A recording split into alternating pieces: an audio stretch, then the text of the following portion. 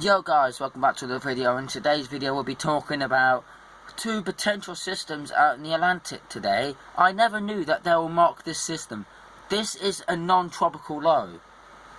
And obviously they're giving it a 10% chance in the next they're giving it a 20% chance and a 10% chance of formation in the next 10 days. So it's low.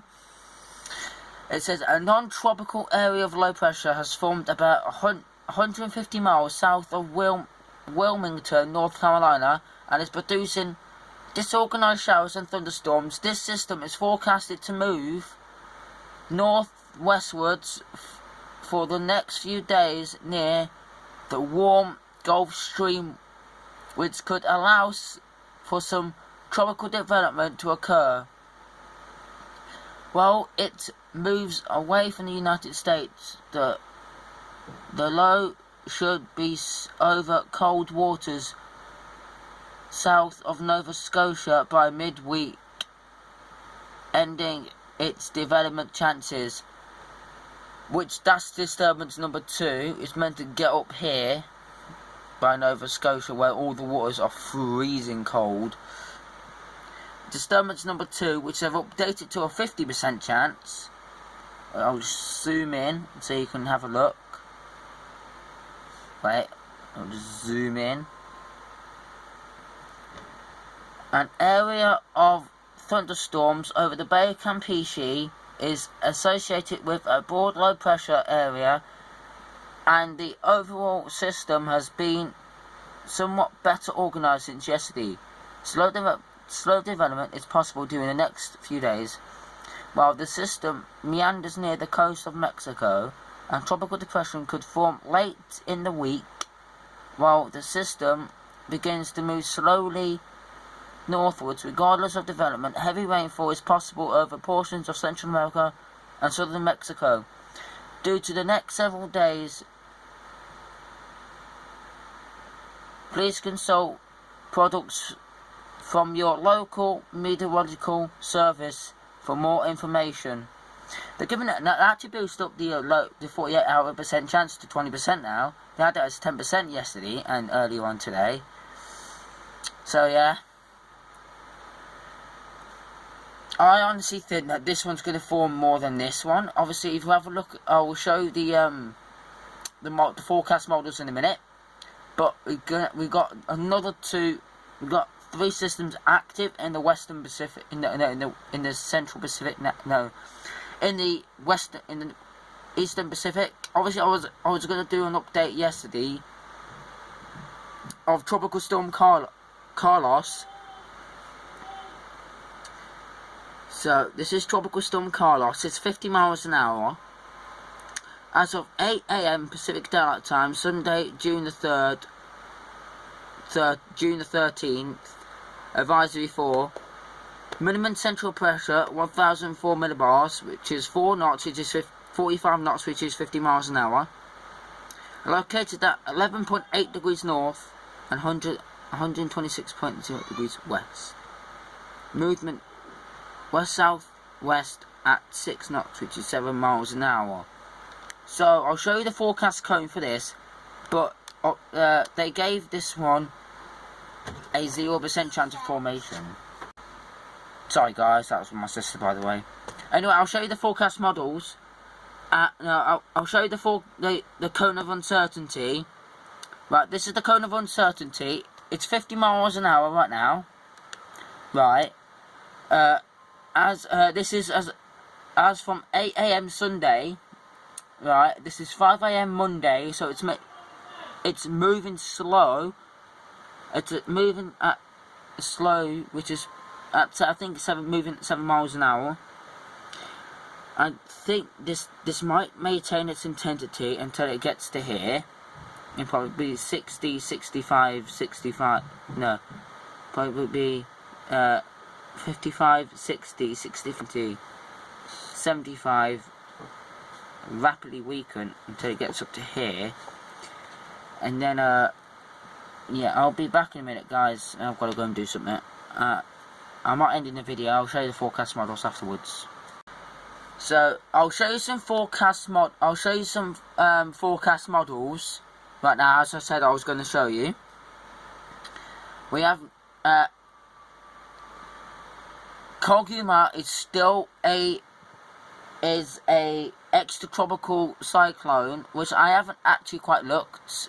Seen it was an extratropical. I seen it was a tropical depression still, but it's rapidly weakening. I don't know if it's still there no more. Yeah, tropical depression Koguma. It's still there. For some reason, they haven't named it ex-tropical cyclone yet. But yeah, it's weakened. 20 knots, 25 knots, 20 knots, 20 knots.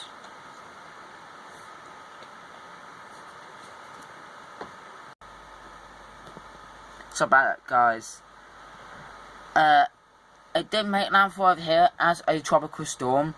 Now, the JTWC is saying that it hasn't made landfall as a tropical storm, which is weird because it's an extratropical cyclone right now. Force 13, me, and Cyclone Trek and Oz have got this down as an extratropical cyclone. And the JTWC hasn't dissipated it yet, which I don't know what the hell's going on with the JTWC, but they're just stupid, as I think they are. They use 10 minutes sustained winds. The National Hurricane Center only use 1 minute sustained winds, so they can boost up the tropical development of those two systems. I'm gonna have to restart tropical tibbets again. Yeah, that too. I'll show you some forecast models. As you can, we did go into an El Nino. We did go into a weak El Nino for a little bit, but into El Nino threshold, but obviously it didn't stay there because it has to stay there for at least three consecutive months before it gets named El Nino or La Nina. So obviously this is tropical tibbet. Sorry about that orange tab up here. Sorry about this orange tab up here. They posted a video on YouTube. So we got the two systems. We got that system there, obviously, Pishi, and then we got this system here, which hasn't got a low pressure system yet, but they have marked it. And apparently, no models are forecasting development of it. Well, I can wait. They are developing some good winds, but by the time it gets here, I'll be in cold water. So they'll be developing Bill in the Gulf of Mexico, which actually will become 996 millibars. Obviously, it'll be misplaced because of dry air and wind shear and all that. But this is the 20th of June, and obviously it moves into inland, and nothing forms really after that, to be honest. There is a slight chance of this becoming something, but honestly I don't really think that, to be honest. And then nothing's on the horizon, but we do have to watch this bit here. I'll zoom in once again. This bit right here, let me just move my phone a bit. Well, over the Yucatan there, we have to watch that because that could be some development. I'm not saying it will form, but we just have to keep an eye. Anything could happen on the in July. Apparently in July we're meant to be having another two systems out in the open Pacific, which is good. Well, as long as they stay out in the open Pacific and not do any damage. They haven't even done any damage yet. If this storm does make landfall, apparently some models are taking Bill to be a Category 1.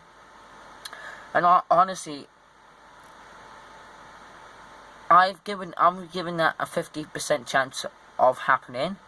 We don't know if it will happen yet, but if it gets too close to the coast, I'll have to think about it. I might drop my slight chances down a bit. So obviously I'll show you how warm the water is. Stop that, I'm just opening this stupid JTWC again. What I mean by we went into El Nino threshold, this is La Nina threshold here. This is El Nino threshold. So we went into negative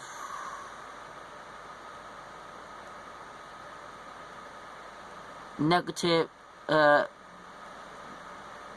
point, went into positive 0.2. Yeah, positive 2. We're now at positive 0.1. So we're still in neutral, but we're in a warm bias neutral, which means that the coast of South America will start warming up a little bit, but it doesn't mean it will warm up to El Nino threshold, which is bad news, to be honest, because we're gonna have a very not active season again this year.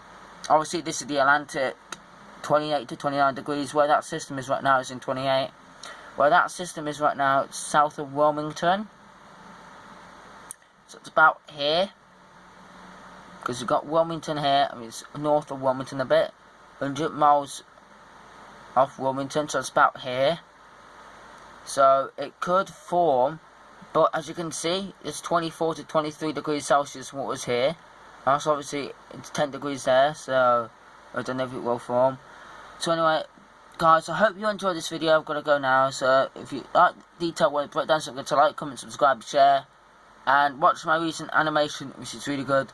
So I hope you all guys enjoy the video. Should see you all in the next storm. Goodbye for now, and I'll keep you updated.